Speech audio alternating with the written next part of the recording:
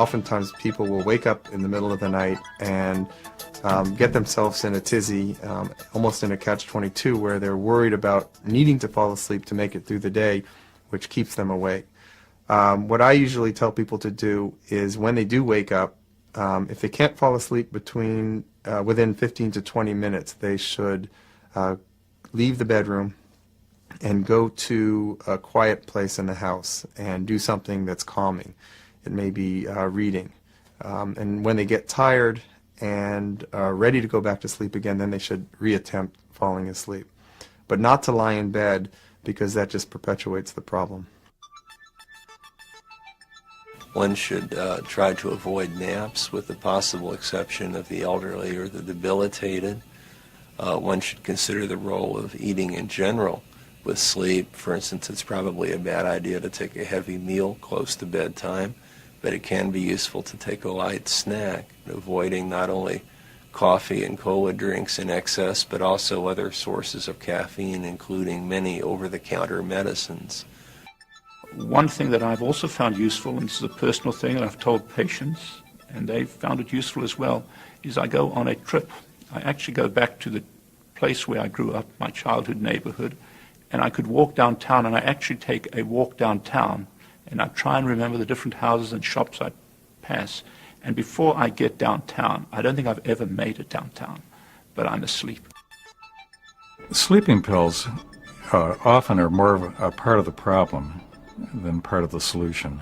And in fact, at one point in time, sleeping pills were the leading cause of insomnia, ironically, in the United States. The biggest problem with them, too, is that the fact that they're meant to be taken transiently, if you look at the labeling information, but typically that's not how they're used. They're used long-term, and most of them will lose effectiveness, and people take more and more and more, and thereby getting more and more of the side effects. It's also been shown that light therapy may promote good sleep, and exposing oneself to light early in the mornings, in fact, can consolidate sleep. It may, in fact, bring sleep on a little earlier. Light sources that you can use inside for 30 minutes, 40 minutes at a time, particularly in the northern climates, during winter in particular, and that will promote a good night's sleep. A lot of people, particularly in this day and age, are tied to technology. People have their beepers, they have their cell phones, they have their computers, they have telephones and remote controls and everything. At their bedside, they may have 5 or 6 different pieces of technology waiting to go off and waiting to disrupt their sleep. So throw it all out, get it out of your bedroom. The concept of a comfort country inn appearance of your bedroom that's quiet, that's comfortable, that's dark, and that's peaceful is probably the best way to get yourself in a mood to go to sleep. Regular bedtimes help to entrain yourself.